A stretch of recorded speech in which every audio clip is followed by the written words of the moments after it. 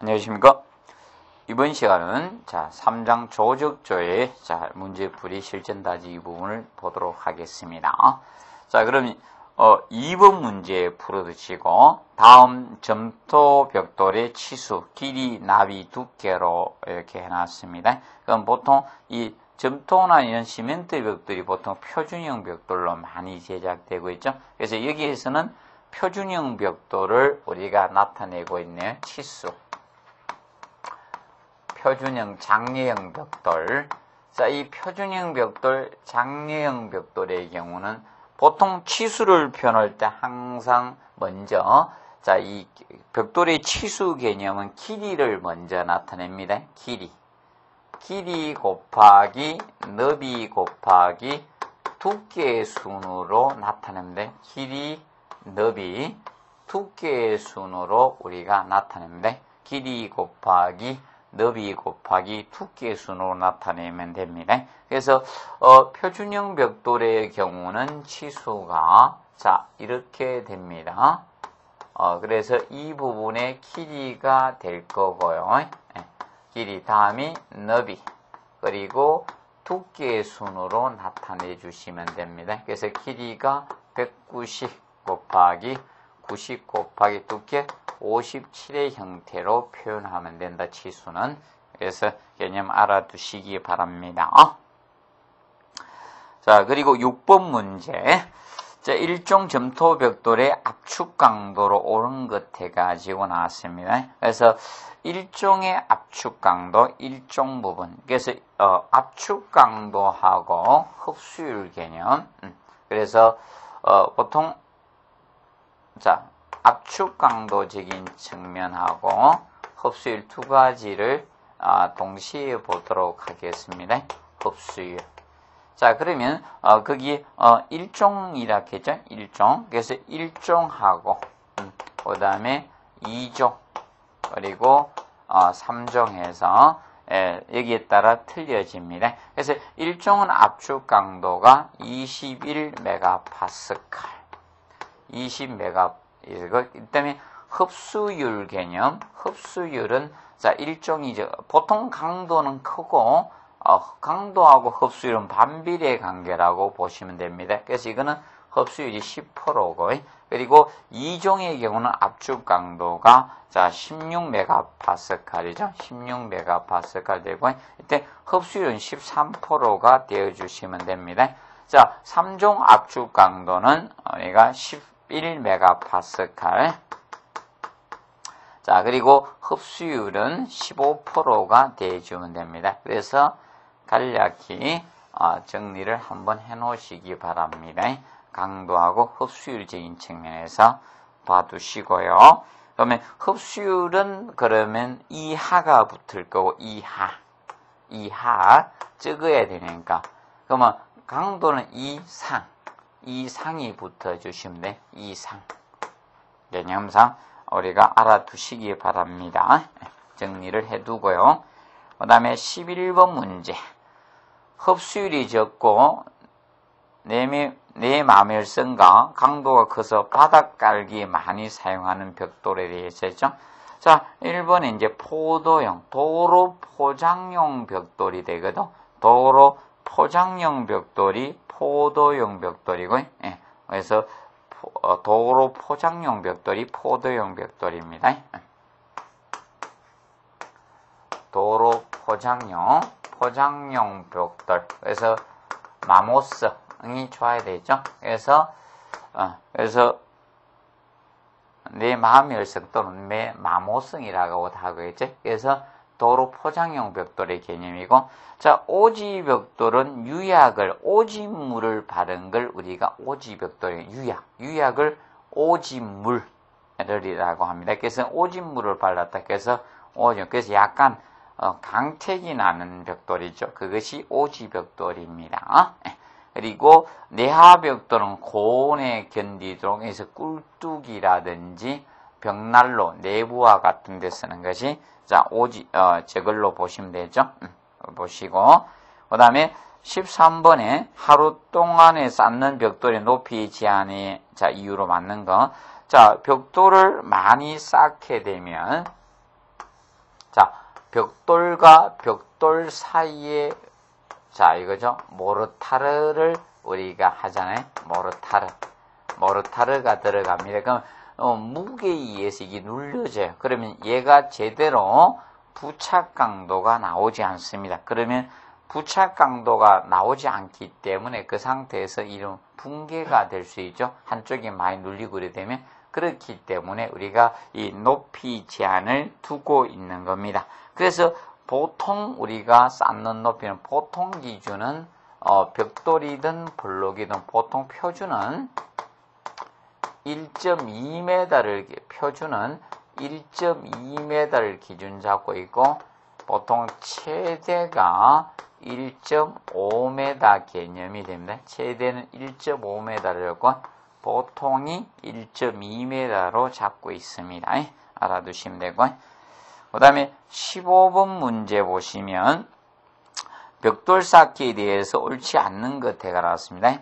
자, 내하 벽돌은 쌓기 전에 충분히 물을 축여서 사용한다 해서 틀렸죠. 내하 벽돌은 물 축입을 하지 않습니다. 내하 벽돌은. 그래서 내하 벽돌은 자, 물 축임을 하지 않습니다. 그래서 붉은 벽돌은 물 축임하면 되겠고요. 자, 그런데 시멘트 벽은 쌓기 전에 하면 자, 인체에 좀 해롭죠. 시멘트 나오기 쌓기 전에 아주 미리 해 놓으셔야 됩니다. 자, 그래서 쌓기 전에는 시멘트 벽돌 바로 전에 하셔는 안 됩니다. 그리고 자, 막힌 줄로 쌓는 것을 원치로 하고 있죠. 벽돌 쌓기는 막힌 줄로 해야지 하중 응력 분산을 할 수가 있습니다. 그래서 하중 분산을 위해서 우리가 막힌 줄눈으로 우리가 해주시면 자 되겠습니다. 그리고 하루에 쌓는 높이는 보통 이건 표준형 벽돌을 기준 잡아서 18에서 22 보통 단보단 켜를 많이 쓰죠. 벽돌에서는 보통 자 18에서 22 켜 정도로 많이 쌓고 있습니다. 그래서 보시고 그다음에 치장줄눈용 모르타르 용접비하는 자 0.5에서 1.5 정도로 한다. 그러면 시멘트하고 모래의 배합비를 이야기하고 있죠. 대략 1대1 정도 많이 쓰니까요. 그래서 0.5에서 1.5니까 한 중간점 1이죠. 그래서 한 1대1 정도 많이 쓰고 있다라고 보시면 됩니다. 자, 그리고 17번에 자, 벽돌벽을 막힌 줄눈. 여기서 막힌 줄눈. 자, 막힌 줄눈하고 통줄눈의 구분은 막힌 줄눈하고 자, 이 통줄눈은 사실 세로 줄눈이죠. 수직 줄눈. 세로 줄눈, 바로 이 수직 줄눈을 어떻게 해주냐에 따라서 막힌 줄눈, 통줄눈을 구분하고 있습니다. 그래서 막힌 줄눈은 자 이거죠. 수평은 통이 될 수밖에 없으니까 세로 줄눈이 이렇게 막힌 형태, 이것이 막힌 줄눈 개념이 되죠. 이 세로 줄눈 가지고 기준 잡습니다. 그러면 하중이 작용됐을 때 하중을 이렇게 분산할 수가 있죠. 하중 분산한다는 것은 내부에서는 응력 분산이 될 겁니다. 그래서 하중을 분산할 목적으로 이 막힌 줄눈으로 우리가 공사를 하게 됩니다. 그러면 통줄눈 경우는 하중이 집중돼요. 하중 집중 현상이 생기는 게 통줄눈입니다. 그래서 벽돌벽은요, 통줄눈을 시공하지 않습니다. 통줄눈은 일반적으로 자 이거죠. 하중 집중 현상이 생긴 통줄눈이고, 그래서 막힌 줄눈을 공사해야지 하중을 우리가 분산해 줄 수가 있습니다. 그래서 하중 균등이 전달할 목적으로 쓰는 것이 막힌 줄눈 개념이 됩니다. 그래서 주된 것은 이것은 바로 이거죠. 하중 분산, 균등이 분산하는 게 주된 목적이고, 하중 분산 이게 주된 목적이고, 그리고 이것도 되죠. 밑에서 자 석기가 섬에 오르는 방석 개념도 효과가 있죠. 방석 효과도 있죠. 주된 것은 하중 분산이라고 보시면 되겠습니다. 간단히 정리해 두시고요. 그리고 이제 이것은, 그리고 이제 19번 문제에 보시면 저 치장줄눈이 아닌 것 해가지고 나왔습니다. 치장줄눈. 자, 이 치장줄눈의 개념은 치장은 자, 저것으로 기준 잡고 있습니다. 생긴 보통 형상입니다. 예, 형상. 치장줄눈이 어떻게 생겼냐 여기에 따라 구분되는 게 자, 치장줄눈 종류입니다. 그래서 치장줄눈은 자, 공사를 하고 나서 벽돌을 쌓았을 때, 벽돌을 이렇게 쌓았다. 벽돌을 쌓게 되면 이 부분을, 자, 이 모르타르 볼이 툭 튀어나왔죠? 이것을 갖다 줄눈 파기를 하고, 공사 직후에, 자, 줄눈 파기를 해요. 공사 직후, 후에 줄눈 파기를 해서 여기를, 다른 이제 방수도 돼야 되면서 마무리하죠? 마무리를 하게 되는데, 그럼 이렇게 줄눈을 다시 해놨죠. 이게 이제 치장줄눈인데, 치장줄눈은 여기 이제 형상이 어떻게 생기냐에 따라서 줄눈이 가는 거다. 그래서 가장 많이 하는 것이 보통 평줄눈이 가장 일반적으로 말하죠. 여기 생기는 형상이 평평하죠. 그러면 평줄눈이고, 자, 민줄눈은 여기가 이거 벽면하고 줄눈이 일직선상이면 거기 민줄눈 개념이 민뜻하다 민줄눈입니다. 그래서 평줄눈이 가장 많이 사용하죠. 가장 일반적으로 많이 하고 있는 것이 평줄 시공이용해에서 이게 시공용해하거든. 그래서 이걸 많이 쓰고 있습니다. 예, 이것이 평줄눈 개념이 되고 그러면 이것을 일반적으로 구조적이나 방습상 유리한 것은 이게 빗줄눈 개념이 됩니다. 이게 벽돌이 있을 때 어떤 단면을 표시할 때 이 해칭선을 많이 쓰죠. 이 벽돌이 여기 있을 때 벽돌을 이제 자 이렇게 해칭선을 써서 벽돌 표시하고 여기에 이제 줄눈이 여기 되었으면 줄눈 파기해서 이렇게 저걸 하는데 우리가 여기 이제 빗줄눈이죠. 이런 게 이제 빗줄눈인데 생긴 형상에 따라서 그래서 이 빗줄눈은 바로 이게 이제 구조적이나 방습상 유리한 거예요. 방습상 유리한 줄눈이 바로 이 빗줄눈 개념이 됩니다. 이 빗줄눈. 그래서 빗줄눈에 대해서 우리가 알아두도록 해두시면 되겠습니다. 정리해 두시고 그리고 뭐 생긴 형상에 따라 자 둥글면 둥근 줄눈, 자 튀어나서면 이렇게 뻑 튀어나오면 볼록줄눈. 그러면 둥근 줄눈은 이 상태 평줄눈 상태에서 이렇게 둥글면 둥근 줄눈 개념이 되는 거고 그 다음에 여기 오목하면 오목줄눈. 그래서 생긴 형상에 따라서 내밀면 이렇게 내밀면 내민줄눈. 그래서 형상에 따라 분류가 되는 거다. 그래서 생긴 형상을 나타내면 이것은 보통 저겁니다. 치장줄눈의 종류이고 근데 아까 이거죠. 막힌 줄눈하고 통줄눈, 세로줄눈이 어떻게 구성되는 힘의 전달상 우리가 나누는 거고 그거하고 혼돈하지 말고 이거는 구조상 자 어떻게 했느냐 구조상 세로줄눈이 힘을 분산하느냐 아니냐에 따른 줄눈이 개념이 되고 그리고 나중에 균열 방지용 줄눈하고 또 헷갈리면 안 돼. 자, 이 균열 방지 목적으로 쓰는 건 신축 줄눈이고 균열 방지 목적으로 써주는 줄눈은 신축 줄눈이고요. 신축 줄눈이나 뭐 조절 줄눈이라 하죠. 신축 줄눈 또는 조절 줄눈이고 균열 방지 목적. 그거하고 혼돈이 없도록 해두시면 됩니다. 자, 그리고 20번 문제 보시면 자, 다음에 2.5b 자, 쌓기 벽의 두께로 맞는 거. 이 벽 두께 산정 뭐 9까지 9급에 나왔던 건데 자, 그러면 이것은 자, 어떻게 가주시는가 하면 자, 이렇게 정리를 하시면 되겠습니다. 자, 벽돌벽의 두께는 여러분들이 뭐 외우시도 되고요. 아니면 개념을 아시면 됩니다. 이거는 벽돌벽의 두께와 관련돼서는 벽돌벽의 두께. 자, 벽돌벽의 두께는 기본적으로 이겁니다. 자, 길이 부분을 1비락 해요.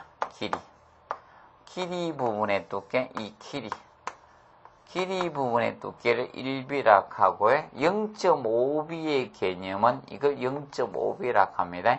마구리. 그래서 너비 부분, 자, 이 길이 부분은 자, 우리가 1B 그리고 마구리 부분 두께를 0.5B라 해. 너비 부분은 0.5B라 해요. 자, 그러면 1B는 길이가 되니까 1B 두께, 0.5B 두께는 너비 치수, 마구리 치수니까 바로 90mm, 바로 9cm가 되는 거죠. 90mm고. 1B의 개념은 바로, 자, 저거 됩니다. 바로, 이제 길이 분치니까 표준형으로 190mm가 되는 거예요. 그럼 만약에 1.5B였다라고 하면 1.5B 두께다. 그러면 길이, 자, 나오죠. 길이, 자, 190mm 1B에다가, 자, 줄눈이 들어갈 거 아닙니까? 그래서 마구리 치수 나오면 되죠. 마구리, 자, 90에다가, 너비에다가, 여기에다가 줄눈은 표준을 기본으로 10mm를 잡고 있죠. 10mm. 잡고 있습니다. 그러면 합치면 290이 되겠죠. 1.5B 두께는 290mm가 되는 거예요. 290mm. 그래서, 자, 그러면 이 2B의 개념은 이렇게 되죠. 길이가 두 개가 있는 거죠. 길이 개념이 두 개가 나오죠. 길이, 자, 190에, 자, 줄은 10mm, 그리고 190 되죠. 그러니까 총 390이 되는 겁니다. 자, 안 되면 이렇게 하시면 되겠습니다. 나는 계산하기도 싫고 막 더하기도 싫다 그러면 0.5B, 1B, 1.5B, 2B, 2.5B. 그러면 0.5B가 90mm죠. 90mm에다가. 그러면 여기에다가 계속 100mm씩 더해 가시면 됩니다. 100mm. 그럼 190, 290, 390, 490. 그래서 10cm, 여기서 100mm, 10cm씩 자꾸 더해 가면 됩니다. 쑥쑥 놓고 그냥 9, 19, 29, 39, 49 이렇게 가주시면 되겠습니다. 봐두면 되고 그 다음에 23번 문제 보시면 벽돌 쌓기 중 벽돌 줄눈의 표준 크기는 10mm입니다. 10mm. 그래서 자, 표준은 수직이든 수평이든 10mm가 표준입니다. 내하 벽돌만 차이가 있습니다. 내하 벽돌은 자, 6mm가 되고요.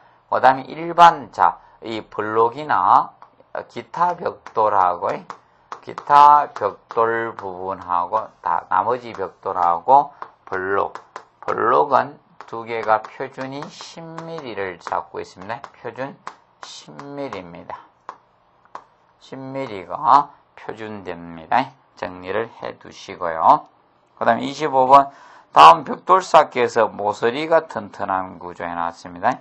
모서리. 그래서 이제 우리가 영식 쌓기하고 우리가 자 하란식 쌓기 영식.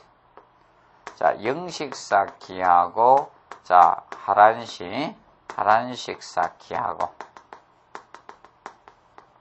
그리고 이 불식 쌓기. 그래서 이 불식 쌓기 이 세 가지에서 특징은 자 영식 쌓기는 자 구조적으로 가장 튼튼한 방식이죠. 그래서 이거는 영식 쌓기는 구조적으로 가장 튼튼한 방식이죠. 가장 튼튼한 방식은 영식이고요. 그런데 하란식은 모서리가 견고한 방식이죠. 모서리가 견고한 방식이 하란식이고 그 다음에 얘는 외관이 아름다운 방식이죠. 얘는 외관이 아름답습니다. 그래서 치장적으로 쓰는 것이 불식 쌓기죠. 그렇다 보니까 그래서 이 영식 쌓기는 모서리에 뭘 쓰는가 하면 이오토막이나 반절을 사용했고 이오토막이나 반절 4분의 1, 0.25에서 유리한 게 이오토막이죠. 얘는 7호토막을 이용했고요. 7호토막. 그래서 이거는 많이 씁니다. 2호토막이나 반토막 같은 거 많이. 하여튼 이건 토막벽돌이 제일 많이 써요. 토막벽돌이 가장 많이 사용이 되고 있는 게 바로 이 불식입니다. 그래서 얘들 둘이는 통줄눈이 안 생기는데 영식과 하란식은 통줄눈 방지를 위해서 얘를 썼어요. 이 통줄눈 이 방지를 위해서 얘를 썼습니다. 근데 이거는 이제 마차 쌓다 보이는 게 이 부식쌓기는 내부 통줄눈이 보통 생겨서 구조적으로 약한 쌓기가 얘입니다. 그래서 이거는 내력벽은 잘 사용하지 않습니다. 그래서 이거는 구조적으로 취약해요. 구조적으로 약합니다. 이 불식 쌓기는.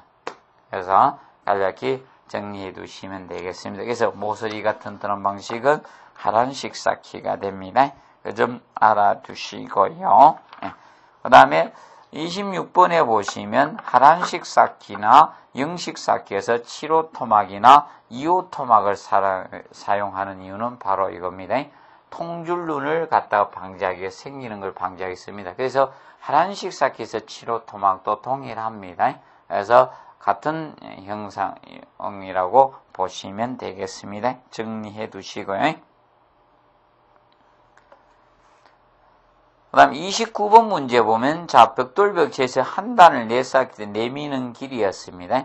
보통 벽돌 쌓기 할 때 이 내미는 거에 대해서는 벽돌 벽면에서 돌출시킬 때 자 보통 일반적으로 자 우리가 이 벽돌의 강도는 압축 강도죠. 그래서 힘 강도나 이런 인장 강도가 굉장히 약해요. 무의미합니다. 그래서 한 번에 많이 내줘서는 안 된다는 겁니다.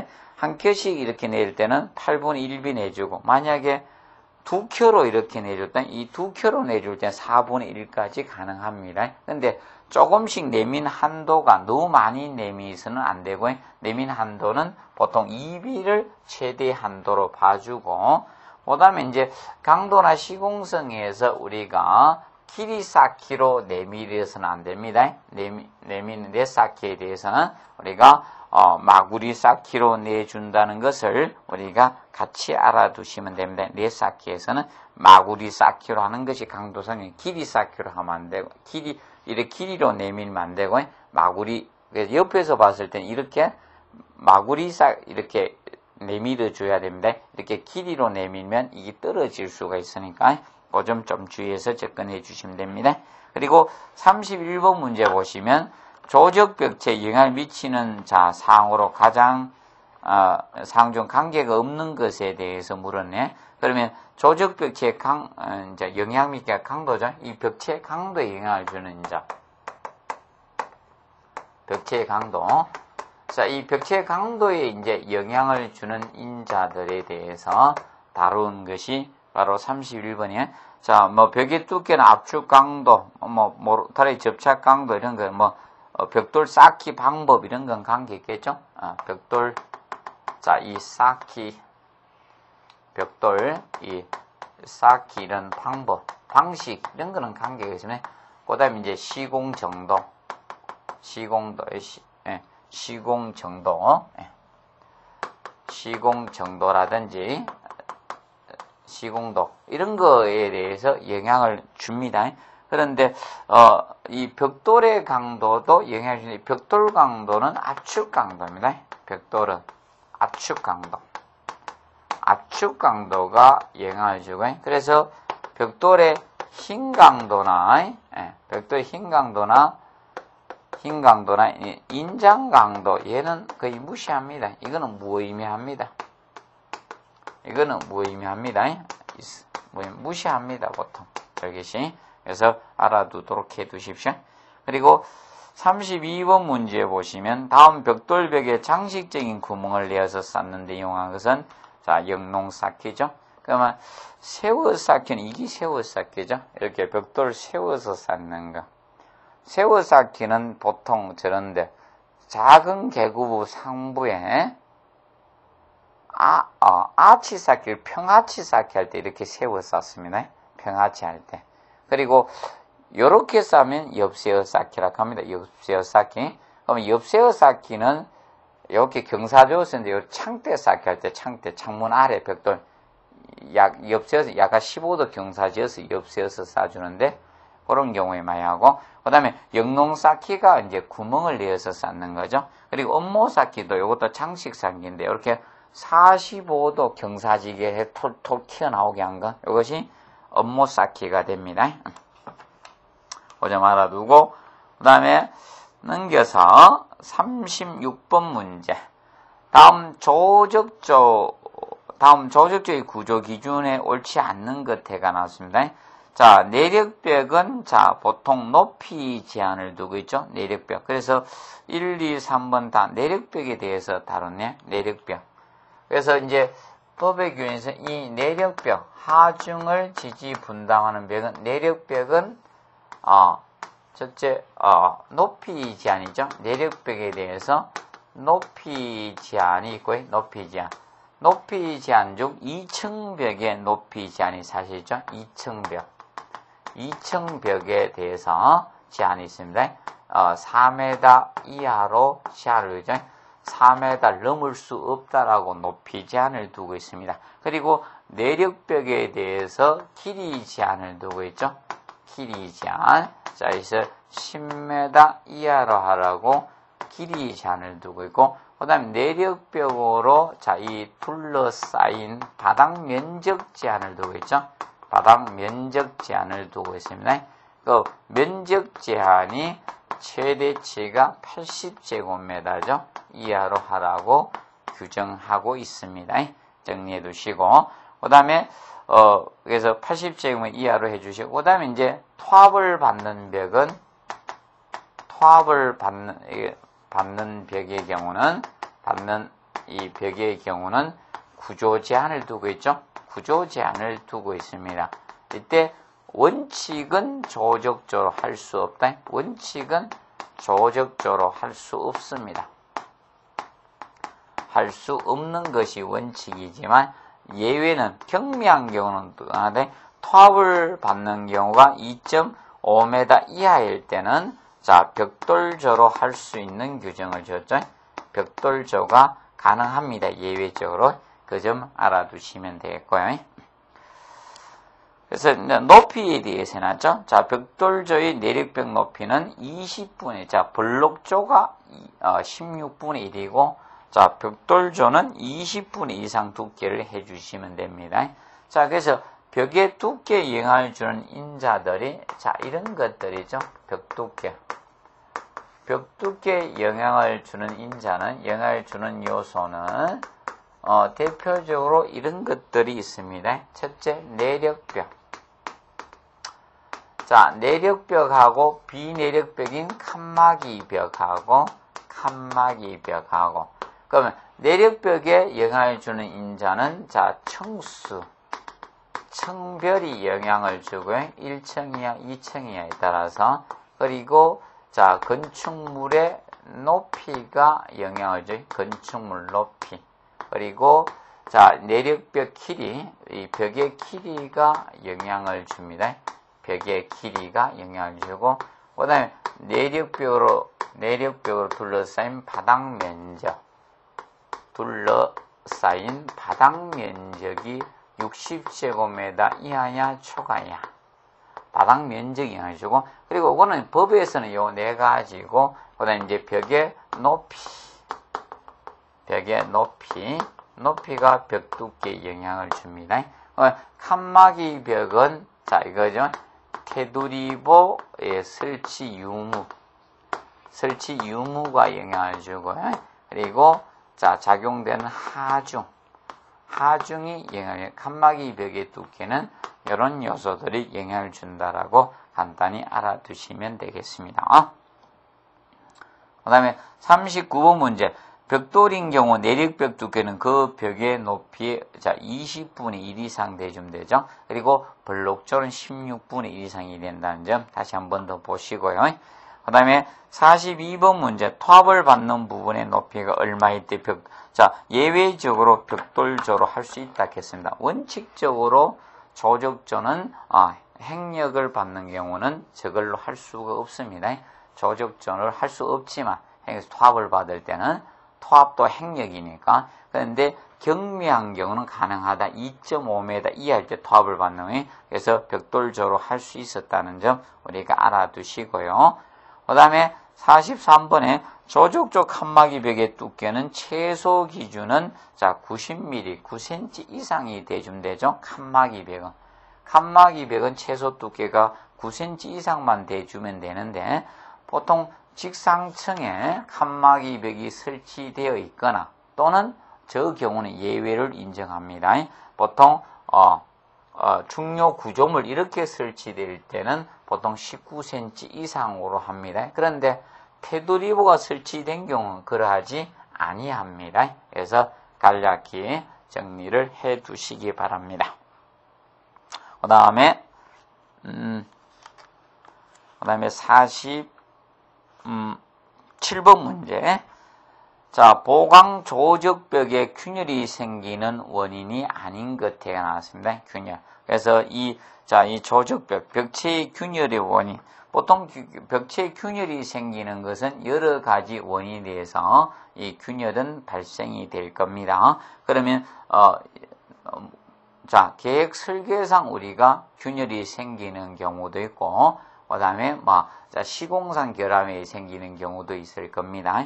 그러면, 보통 기초의 부동치마 이런 것은 보통, 계획이나 설계상 미흡으로 인해서 우리가 부동치마가 생기겠죠. 그래서 그런 균열 원인이 됐고, 그 다음에 벽의 불경이나 불합리 배치. 이 벽을 갖다 배치할 때, 계획할 때, 설계할 때 정확히 잘 분산되게 배치해야 되는데, 이것을 갖다가 한쪽에 계급을 너무 많이 설치한다든지 이렇게 해서 생기는 것은 계획 설계상 균열의 원인이 됩니다. 그리고 문골에 문골을 정확히 배치한 것은 계급을 정확히 배치한 것은 원인이 안 되겠죠. 그리고 벽돌이나 모르타의 강도의 부족성과 신축성 이런 거에서 생기는 것은 보통 시공상 결함에 의해서 균열이 생기는 원인이라고 보시면 되겠습니다. 그래서 간략히 알아두시고요.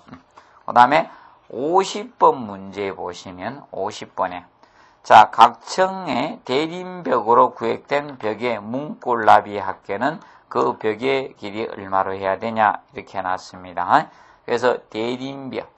대림벽은 직각으로 이웃하는 내력벽을 우리가 대림벽이라고 하죠. 린자가 이웃린자죠. 여러분이 이렇게 건물을 이렇게 짓고 벽을 설치했으면 이게 다 내력벽이라고 보겠습니다. 그럼 지금 현재 이 벽의 길이 이 벽체 그래서 지금 현재 이 벽이 이렇게 있었습니다. 그러면 여기 이제 각각의 이제 벽의 길이가 다 되겠죠. 여기서 여기까지 여기 벽의 길이고 요거는 여기서 여기까지 여기 이제 각각 벽의 길이가 되는 겁니다. 벽의 길이가 지금 현재 대림벽으로 구획된 요것이 각각 이제 벽의 길이가 다 되는 거예요. 그러면 지금 현재 보시면 이겁니다. 이 벽체에 우리가 여기 A, B, C, D, E가 있다. 그러면 지금 현재 A 벽체, 이 벽체의 대림벽은 요거죠. 이 벽체하고 이 벽체가 대림벽이 되는 거예요. 이 벽체하고 이 벽체가 A 벽체의 대림벽은 그러면 여기 계급을 대림벽 중심가 그러면 이게 하나의 벽의 길이인데 그럼 여기서 여기까지가 8m라고 했을 때 여기 이제 벽이 있을 거고 계급을 설치할 겁니까? 여기 이제 일정까지 벽이 있고 이렇게 여기 계급을 설치하고 여기 벽이 이렇게 있었다고 가정을 합시다.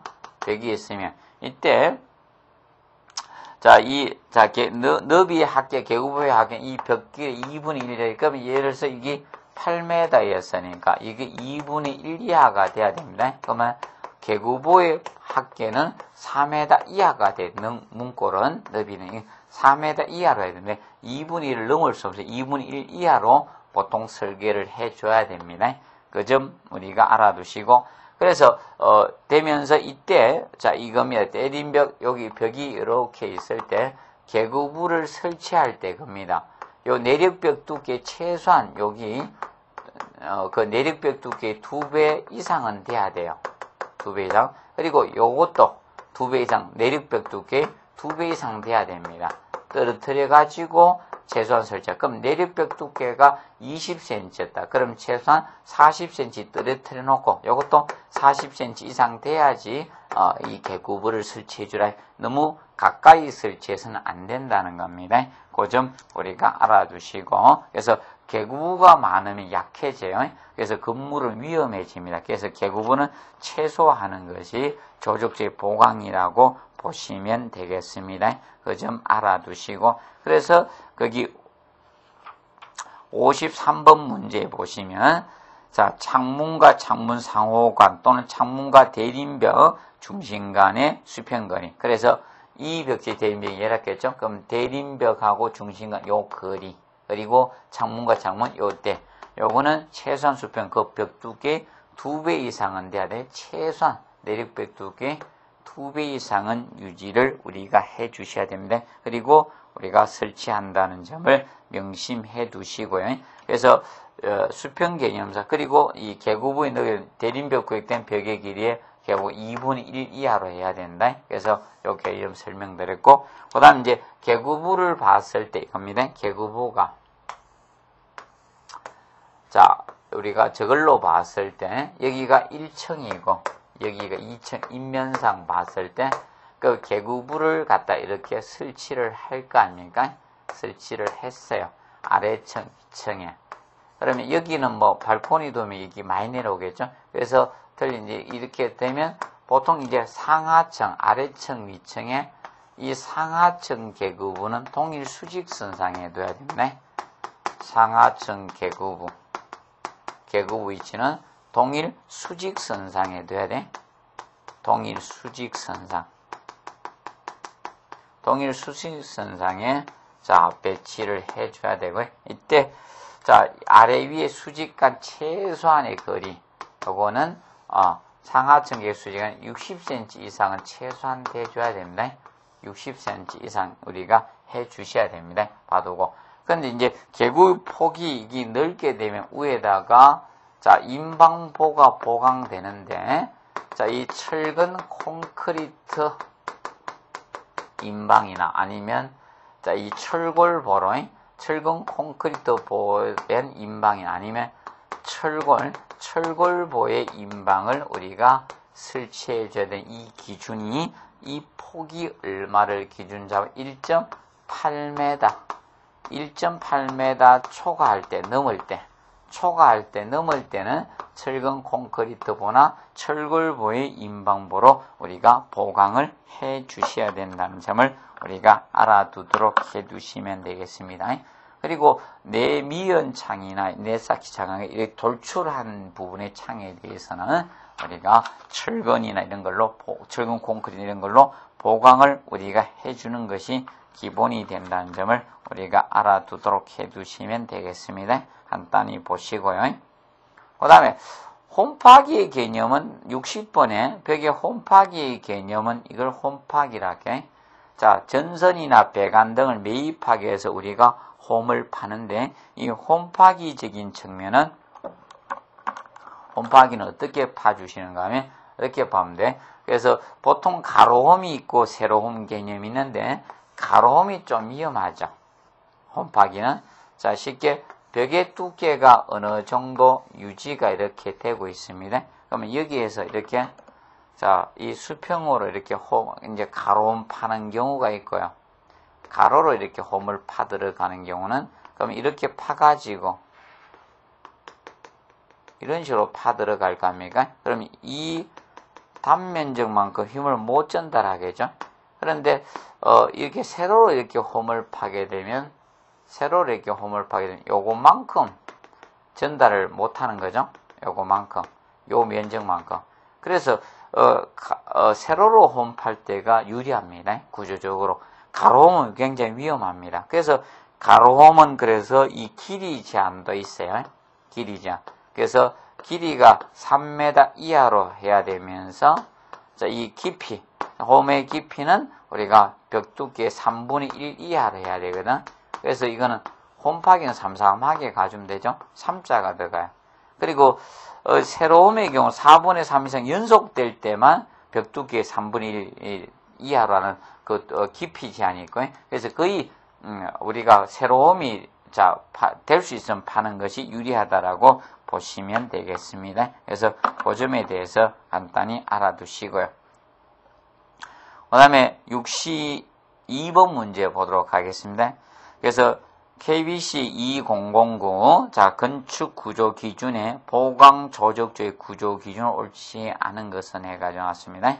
그러면 먼저 1번에 원형 철근 사용을 금하는 것은 기본적으로 6mm 이상이죠. 6mm 이상의 원형 철근 사용을 금합니다. 원형 철근 6mm를 기준점 잡고 있고요.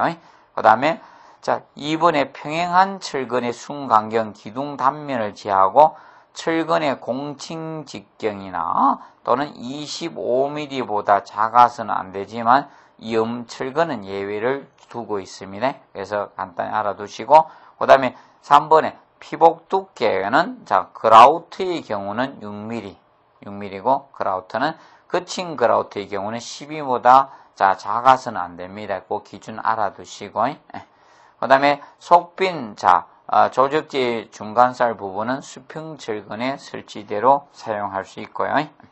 그 다음에 그거 한번 보세요. 그 다음에 64번 문제 한번 풀어두시고, 조적조의 경험적 설계법이야 최소 두께. 요것도 저겁니다. 구조기준, D부록 부분의 구조기준 관련된 문제입니다. 그래서 1번에 2층 이상의 건물에서 조적 내력벽의 공칭 두께는 200mm죠. 20cm 이상으로 우리가 하고 있습니다. 봐두시고. 그 다음에 층고가 2700mm니까 2.7m 되겠네. 넘지 않는 1층 건물의 속찬 조적벽의 공칭 두께는 150mm 이상입니다. 알아두시고. 그런데 그래서 이거죠. 층고가 낮을 때는 우리가 그걸로 할 수 있다는 겁니다. 그 다음에 3번에 파라펫 두께, 파라펫은 난간벽이죠. 두께는 200mm 이상으로 하면 높이는 두께의 3배를 넘을 수 없다고 규정하고 있고요. 그 다음에 기초벽의 두께는 기초벽의 유형이나 D체험의 최대 춤에 따라 다르면 대략 200mm에서 300mm 정도로 해주시면 됩니다. 그래서 1번은 거기 2층 이상의 건물의 조적도 내부에는 두껍게 해야 되겠죠. 그래서 200mm를 기준 잡고 있습니다. 그 점 알아두시면 되겠고요. 그 다음에 넘겨서 70번 문제 보도록 하겠습니다. 70번. 다음 중 세로 규준틀. 이 규준틀이는 가로 규준틀과 세로 규준틀 두 가지가 있죠. 그래서 이 규준틀은 사실 조적, 벽돌이나 블록, 돌과 같은 거 이 조적을 쌓을 때 이걸 맞춰야 되죠. 우리가 이 높이도 맞춰야 되고 수직선도 맞춰야 되고 그 다음에 개구 크기나 이런 걸 다 이렇게 표시하기 위해서 높낮이나 이런 것을 우리가 규준틀 사용하고 있는 거죠. 그래서 이거는 조적조에 사용하는 개념이 이 규준틀을 쓰고 있죠. 보시면 되고. 그러면 이제 우리가 이제 저런 거 있죠. 이제 다른 철근 콘크리트 구조라든지 이런 가구식 구조 이런 거는 안 하죠. 철골 구조 이런 데는 이 규준틀을 사용하지 않고 있습니다. 이렇게 알아두시고요. 그 다음에 72번 문제 보면 블록 쌓기에 대한 설명으로 옳지 않는 것 해가지고 나왔습니다. 블록 쌓기는 블록을 갖다가 하나씩 쌓아 올라간 거죠. 그럼 이 블록은 일단 보실 때는 당연히 청소는 해야 되겠고요. 그 다음에 이제 블록은 전체 물축임을 하지 않습니다. 블록은 모르타르 접착면만 하면 돼. 모르타르 그래서 접착면만 하면 돼. 접착면. 모르타르 접착면 여기만 물축임을 합니다. 전체 물축임 개념이 아닙니다. 여기에는 전체 물축임만 모르타르 접착면만 해주고요. 그래서 이거는 전체 물축임을 안 합니다. 전체 물축임을 안 합니다. 이것은 저것 때문에 합니다. 수축균열 방지하기 위해서입니다. 수축균열 방지. 블록은 공동부 구멍이 있기 때문에 이 셀 두께, 살 두께, 셀이 두께가 다르거든요. 이렇게 블록이 이렇게 있게 되면 구멍이 나 있잖아요. 그러면 여기에 보시면 구멍이 나 있기 때문에 자, 이 살두께가 다르기 때문에 전체 물추김하면 나중에 건조하면서 수축하면서 균열이 생길 수 있네. 그래서 전체 물추김을 하지 않는다는 점 알아두시고, 그 다음에 살두께가 두꺼운 쪽이 보통 위로 가게 해서 쌓습니다. 살두께가 두꺼운 쪽이 위로 가게 해서 이렇게 쌓습니다. 위로 가야지 여기에 접합 모르타, 접착 모르타가 여기에 많이 얹어지게 됩니다. 그래서 두꺼운 쪽이 위로 가게 해서 쌓는다는 점 우리가 알아두시고, 그 다음에 일일 쌓기 높이는 자, 대략 보통은 한 1.2m, 6개 정도 일일 쌓기는 보통 6회 7켜 정도 해줍니다. 6에서 7켜. 그래서 6켜는 보통 1.2m하고 7켜가 1.5m 최대치를 하는데, 원래 1.5m 이하로 쌓는데 블록은 높이 하나가 20cm가 되거든요. 200mm거든요. 그렇게 1.7켜밖에 안 돼. 7.5가 아니고 7켜라고 보통 합니다. 그래서 대략 이 사이에서 우리 일일 쌓기가 결정이 된다고 보시면 되겠고요. 정리하시고, 그 다음에 자, 이 블록에서는 우리가 이 모르타르 강도가 블록 강도보다 커야 되죠. 그래서 이 모르타르 강도가 블록 강도의 보통 1.3에서 1.5배 이상으로 우리가 해 주셔야 됩니다. 이 모르타르 강도는 블록 강도의 보통 1.3에서 1.5배 정도 강도를 유지해 주셔야 됩니다. 그 점 우리가 알아두시면 되겠습니다. 그거 봐두시고요. 그 다음에 자, 80번 문제, 80번. 자, 보강 콘크리트 블록 중에서 최소 병량 해놨습니다. 자, 우리가 병량 개념 알아두시고, 병량이라는 것은 단위는 cm/제곱미터죠. 자, 그러면 이 병량은 내력벽 길이의 총 합계를 갖다가 내력벽 길이의 이 총 합계를 갖다가 나누는 거죠. 그 건물의 자, 바닥 면적으로 나누어진 겁니다. 그래서 이거 cm고 얘가 제곱미터니까 자, 그래서 병량의 단위, 그래서 그 81번 문제 병량의 단위 해가지고 지방지게 나왔죠. 그래서 cm 자 per 메다 자성 개념이 되죠. 그런데 이때 여기에서 이제 내력벽 길이의 총 합계에 들어갈 수 있는, 여기에 들어갈 수 있는 내력벽 길이는 55cm 이상 돼야 되죠. 내력벽 길이가 55cm 이상 돼야지 여기에 포함을 시켜요. 포함이 됩니다. 그러면 55cm 미만은 포함을 시키지 않겠다는 겁니다. 미만은 내력벽 길이에 포함이 안 돼요. 병량에 포함이 안 되는 거예요. 병량에 포함을 시키지 않는다는 점을 우리가 알아두시면 되고, 이때 면적당 최소 병량은 이거 되죠. 이 최소 병량은 자, 15cm 이상 돼야 되죠. 제곱미터당. 자, 그래서 제곱미터당 이상 돼야 됩니다. 그럼 나중에 면적이 주어지면 이걸 곱하면 한쪽, X축, X축, Y축, Y축에 병량이 나온다라고 보시면 되겠습니다. 그 점에 대해서 우리가 알아두도록 해 주시기 바랍니다. 그리고 84번 문제 보시면 다음 중 테두리보를 설치하는 가장 주된 목적에 대해서 나왔습니다. 테두리보. 자, 테두리보 월가다죠. 테두리보